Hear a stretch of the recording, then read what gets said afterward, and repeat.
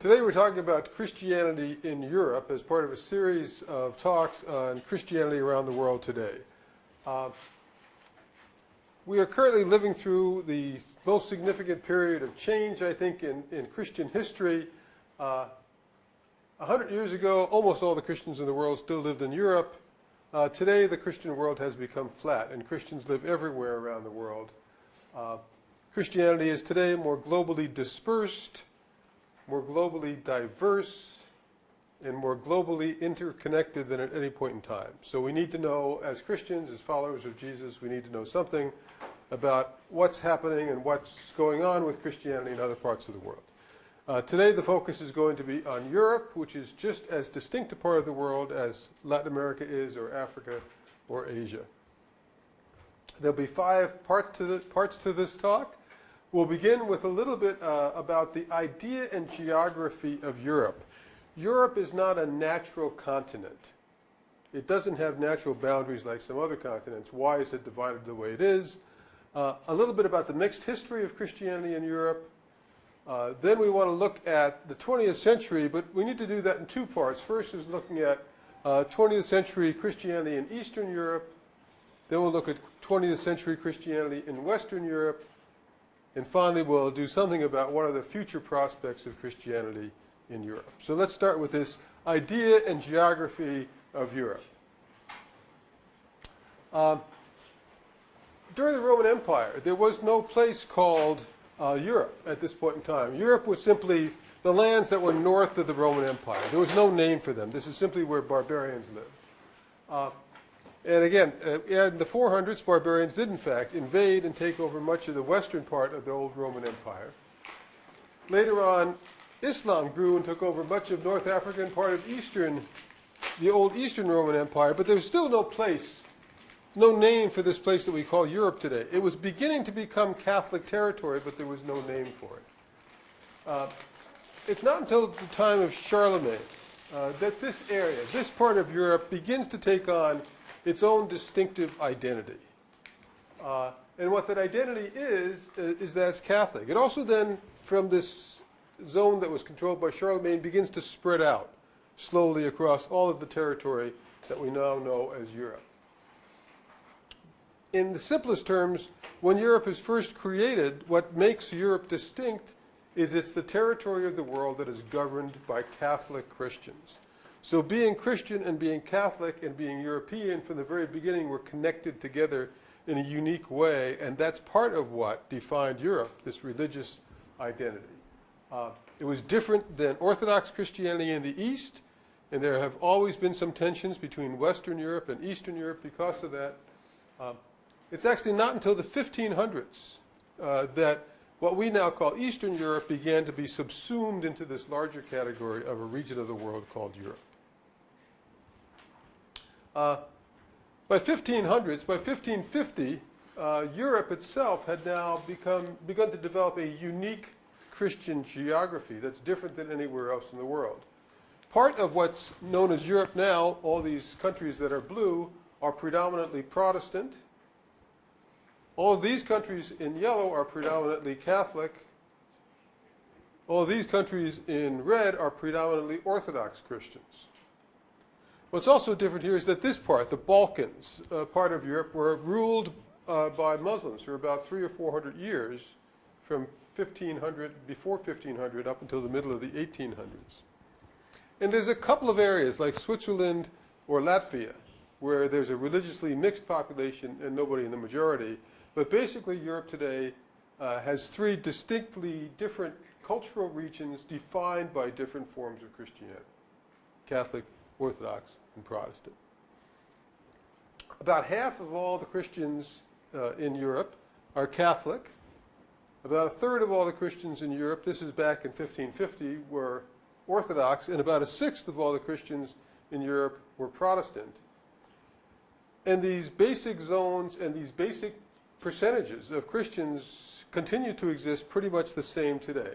Even today, about half of Europe's Christians are Catholic, about a third are Orthodox, and about a sixth are Protestant. It's been pretty constant since 1550 to the present. Let me say just a little bit about the history of Christianity, because Christianity in Europe has a distinctive history and a distinctive mix of positive and, well, negative traits that need to be acknowledged to understand European Christianity. European Christianity has produced impressive church buildings. It's produced gorgeous stained glass windows. It's produced wonderful works of art. It's produced great Christian writings like Thomas Aquinas' Summa Theologica or John Calvin's Institutes of the Christian Religion. And it's produced some exemplary individuals like Catherine of Siena or Francis of Assisi or Francis's friend Clare of Assisi, who were wonderful people who served the poor, lived a simple life of service, of love to God and service to others. But European Christianity also practiced forced conversions at sword point. Medieval Christians tortured and executed heretics. European Christianity engaged in wars against Islam. European Christianity burned witches at the stake. And European Christians often expelled Jews from the lands in which they lived, a practice that ended up eventually in the 20th century producing the Holocaust, where 6 million Jews were killed in Germany. So there's a mixed history to the history of Christianity in Europe that has many positive sides, but it has some sides that I think retrospectively, looking back in history, we see as problematic. The ideal through this whole time in Europe for Christians was that Christian society should be homogeneously Christian. Everybody living in the area should be practicing the same form of Christian faith, and that's why sometimes they used force to make sure that everybody was following the same ways of belief and ways of Christian action. One of the ways this policy was summarized, after the Reformation, which took place in the 1500s, there were a series of wars between Protestants and Catholics in Europe. And one of the ways that violence was ended was with something called the Peace of Westphalia, which was concluded in 1648. And one of the formulas for this peace was this Latin phrase, cuius regio eius religio, which means, basically, the religion of the ruler will be or is the only allowed religion in that state. So, by the middle of the 1600s, European Christians were beginning to recognize that there were several different forms of Christianity, but in any one political zone, it was still assumed that only one form of Christianity should be allowed and all others should be barred from existence in those territories. In the 1700s and the 1800s, some form of religious toleration began to develop in Europe. But again, the word toleration is a very different word than the word that's used in North America, which is religious freedom. Toleration was simply that. It was the majority Christians tolerating a handful of other Christians who differed from the majority. Those people who were tolerated were often called dissenters or nonconformists. It's not as if everybody was just free to practice the form of Christian faith they thought. This is true even today. I mean, it can break forth into violence as late as the 1990s. When there were a series of wars in the Balkans, a lot of these wars had to do with ethnic cleansing. But what that word ethnic cleansing really meant was ethnic religious cleansing, separating people out into different parts of the area so that Orthodox Christians did not have to live next to Catholic Christians or Muslims. Muslims didn't have to live next to Christians, and Catholic Christians didn't need to live next to Orthodox or Muslims. This is an updated map of where Christians live in Europe. It looks very similar to the map I showed you a few minutes ago. But these are the countries in which more than 80% of all the Christians in those countries belong to one particular religious community, Christian community. All of these yellow countries, more than 80% of the Christians in these yellow countries are Catholic. The blue countries, more than 80% of the Christians in those countries are Protestant. The red countries, more than 80% of all the Christians in those countries are Orthodox. So there's still a tremendous amount of homogeneity and difference, geographic difference in religion, Christianity in Europe. What I want to do next then is talk a little bit about developments in the 20th century in Eastern Europe and then in Western Europe, because the histories of these two parts of Europe were very different in the 20th century.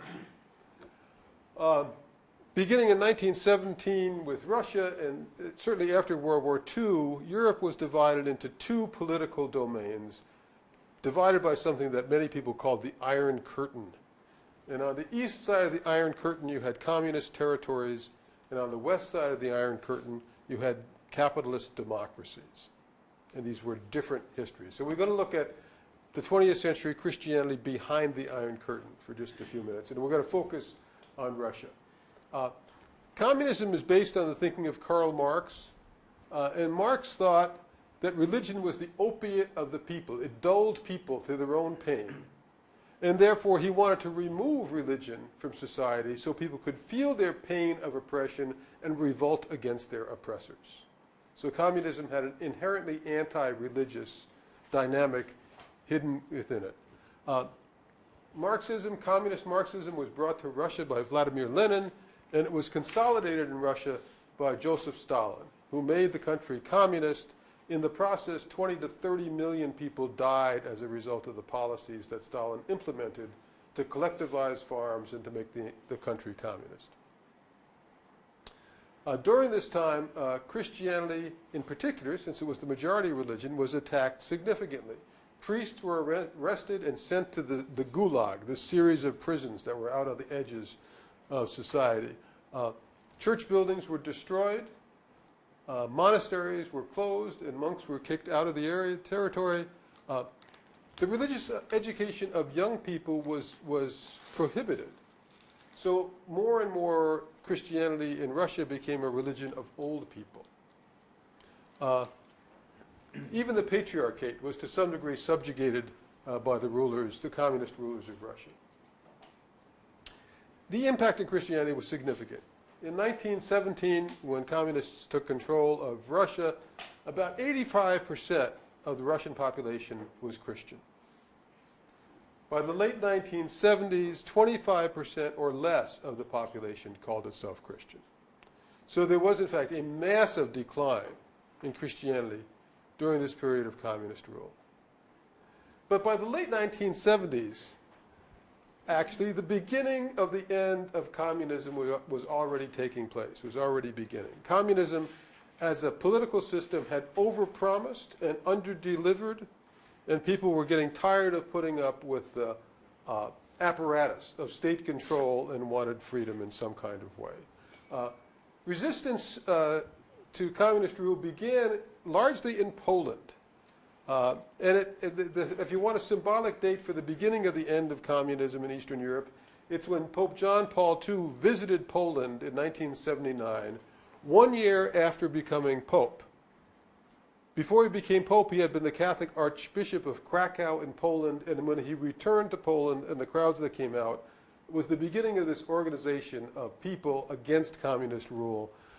Later, 1990, communism falls in Poland. Lech Walesa and the Solidarity movement sort of bring the communist regime to an end, and Lech Walesa, who's the union organizer, becomes the president of Poland. At the same time, though, communism begins to fall apart all over what's Eastern Europe, both in Russia and in what are called the Warsaw Pact nations. These are nations like Bulgaria or Romania or Belarus, these kinds of countries. So by 1990, communism is basically over. The question is, has a religious revival then taken place in Eastern Europe? And the simple answer is yes and no. In other words, there is no simple answer. Church and state are now once again on friendly terms. This is the Patriarchate and Vladimir Putin. So it used to be the state was against the church. Church and state are now on friendly terms again. Churches are being rebuilt and repaired and reopening all across the country. Thousands have been reopened. But there's some problematic issues too. Anti-Semitism is on the rise in Russia and Eastern Europe, and many non-Orthodox Christians are significantly restricted in what they can do and how they can act in Eastern Europe. Summing up, in Russia, this is what Russia looks like today. About 80% of people now in Russia say they're Christian once again. This is almost back to the numbers that were there in 1917. But you ask a few more questions. Do you believe in God in a really general sense, meaning either a personal God or just a kind of vague cosmic force?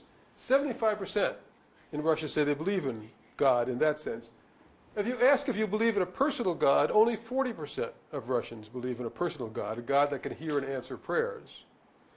And only about 5% or less of people in Russia attend church on a weekly basis. So is this a revival? Yes, maybe. Is this a revival? No, maybe. It's hard to tell at this point in time. In Western Europe, a different dynamic took place. There was no communist rule. There was simply democracy. But religion also declined in Western Europe during this time period. The word we use for this is secularization. And secularization, in its simplest terms, simply means dropping religion out of life and thought. We don't need religion anymore. It's leaving religion behind. When pollsters ask Europeans, does religion occupy an important place in your life? In these orange countries, more than half of the people living there say religion does not have any important role in my life. This is in Western Europe. Only these 4 countries, Ireland, Portugal, Italy, and Austria, is there more than 50% of the population that says that religion is important in their life. The importance of religion has declined. If you go to visit churches in Europe, most of them are empty. This is a church in Rostock in northern Germany I was at a couple of years ago. You can see there's about a dozen people in the front. And that's the whole congregation that was worshiping in this massive, massive church. Not untypical throughout Europe. Do you believe in a personal God? Goes back to the question we asked about Russians. In the yellow states here, more than 50% of the people do believe in a personal God. But in the orange states, only 25 to 50% of the population believes in a personal God. And in the red states, less than 25% of the population believes in a personal God. So clearly, there's been a decline in Christianity and in faith and in religion in many ways. Here's a few examples. Sweden, 65% of Swedes say they're Christian. 60% believe in God as either a person or a vague force. Only 20% believe God's a personal God, and about 3% attend church each week.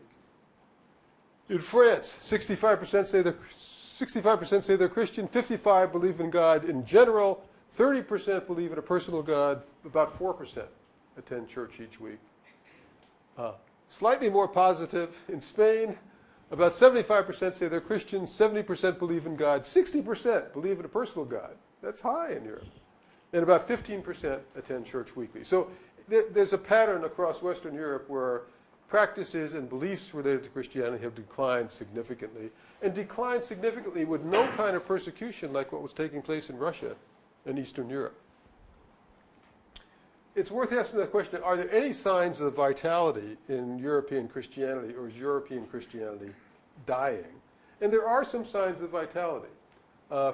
Within the Catholic community, as in Latin America and other parts of the world, a variety of new ecclesiastical movements. These are organizations designed to give Catholic lay people an opportunity to grow and deepen their faith. A number of these have been flourishing, like the community of San Egidio, Focolare, or Opus Dei. There are a number of other new ecclesiastical movements that are also flourishing in Europe. What's also been picking up in recent years are religious pilgrimage. Catholics have been going on pilgrimage for centuries. And religious pilgrimage is becoming more popular in Europe again. These are 3 of the most famous pilgrimage sites. The shrine at Lourdes in southern France, where the Virgin Mary appeared in the late 1800s. The shrine of Padre Pio. Padre Pio is a person who died a few years ago, has been made a saint. He's a person who had stigmata. He bled from his hands and feet, and many people thought of him as a saint during his life. And then there's a famous pilgrimage route in northern Spain that ends up at the Cathedral of Santiago de Compostela. Right now, there are more than 5 million visitors every year to the shrine, to the Marian shrine at Lourdes in southern France. More than 7 million people visit the site where Padre Pio is buried in southern Italy every year. And this is kind of stunning. More than 200,000 people now complete the entire 500-mile journey on the pilgrimage route from the Pyrenees in France to the Cathedral of Santiago de Compostela in Western Spain. So there's obviously energy being put into some things in Europe. As for Protestants, a number of positive developments here too. One is a movement called the Alpha Course, which is kind of a really simple introduction to Christianity. Lots of times this is aimed at young adults just entering the workforce, and they often have kind of catchy ads asking people if they just want a boring bureaucratic life being a cog in the machine, or do you want something more. The Alpha Course is about giving you something more. There's also in Sweden a number of non-state churches are doing quite well. This is a new church called the Oikumenia Kyrka. My Swedish is very bad. It's a Protestant church. This is the pastor right here. Ulla-Marie Gunnar is the pastor. And this is a church that has 5 services every Sunday, 3 in Swedish, 1 in English, and 1 in Korean. So there are signs of vitality going on, but people are not quite sure how to interpret these things. So let's talk about what's the future prospects for Christianity in Europe. European Christians, as a percentage of all the Christians in the world, has declined significantly in this century. In 1900, 67% of all the Christians in the world lived in Europe. Today, only about 25% of all the Christians in the world live in Europe. What's caused this drop? If it was just secularization, there would only have been a drop about half as big as what has taken place in terms of the decline of Europe as European Christians as a percentage of all the Christians in the world. What's accentuated this is the fact that Europe as a whole has a declining population, so that while other continents are growing as a result of natural childbirth, Europe is actually declining because they don't have a replacement childbirth rate in Europe. So what's caused this decline of European Christianity as a percentage of all the Christians in the world is a combination of secularization and declining population as a whole. As you can see, North America basically has a replacement rate for births, little positive growth in Latin America, more positive growth in Asia, amazing positive growth in Africa, and population is declining in Europe. Because Europe has a declining population of European people, there's a need for constant immigration to make sure that there are enough people for all the jobs in society. So there's a lot of immigration from outside of Europe into Europe at this point in time. 39% of all the immigrants to Europe right now are Muslim. And this is beginning to change the face of religion in Europe as a whole. This is a map of Europe showing where Muslims live. About 6% of Russia is Muslim, but almost all of those Muslims live in the Asiatic part of Russia that's off of this map. Then there's a lot of Muslims that live down here in the Balkan area, but these are Muslims who have been living there for centuries, since this area was part of the Ottoman Empire and occupied and ruled by Muslims. What's new is this area here. This is the area of new immigration, and many of these countries now, France, Germany, have a percentage of the population somewhere between 4% and 8 or 9% of the population is now Muslim. So almost anywhere you go in Europe, you can now see mosques being built in this part of Europe, new mosques being built. This is a mosque in Sweden, outside the city of Stockholm, where there are significant Muslim communities. What makes this, having 5 or 6% of a population be of a different religion is not that big a deal, except in Europe, because practicing Christians are so small, it does make a difference. So here's just an example from France. Christians make up about 75% of the population in France, and Muslims only make up about 8% of the population. But if you look at those who are practicing their faith, the number of practicing Catholics and the number of practicing Muslims in France is at this point in time almost equal. So even though this is a relatively small percentage of the population, it has a large symbolic significance in France in terms of the Muslim presence. And many of these countries in Europe are struggling with how to deal with Islam. Remember, if you go all the way back to the beginning, Europe was originally defined as land that was not Islamic and not Orthodox, and all of a sudden you're having a very visible Muslim presence in Europe. It makes many Europeans uncomfortable. The interesting, perhaps the more interesting figure, though, is that 42% of all the new immigrants to Europe are Christians coming from either Africa or Asia. So there are actually more Christians moving into Europe than there are Muslims moving into Europe. And you can see this all across Europe as well. This is a little church. This is a gospel church led by an African pastor in Uppsala, Sweden. You can see the blue sign up here. It actually, I love it because it's this tiny church. You could fit about 30 people in the room downstairs that meets in the basement of this building. The World Flaming Gospel Church International is the name of this particular organization. This is a small church, but they're not all small. This is the Kingsway International Christian Center, located in London, England, and they have 12,000 people for Sunday worship every week. This began primarily as an African church, but it's becoming increasingly integrated to have white Europeans as well as Africans in the church. And this is true all across Europe. This is a guy named Sunday Adelaja. He made the cover of Charisma magazine recently. He was a Nigerian engineering student who came to the Ukraine, to Kiev, to study, and instead he began a church. He now pastors a church that has 25,000 members in the Ukraine, probably the largest congregation of all the churches in the Ukraine. So, what does the future of Christianity in Europe look like? It will surely be more Christianly diverse as more and more Christian immigrants move into Europe. It will also be more religiously diverse because there are more Muslims and also Hindus and Buddhists moving into Europe as well. The question that we don't know is whether it will continue to become more secular, and that's an open-ended question. If I was betting, I would say right now it looks like secularism may be at its low point. It just may be that the future of Europe is going to be more religious, even in your lifetime, than it is today. And that's a short introduction to Christianity in Europe. Thanks.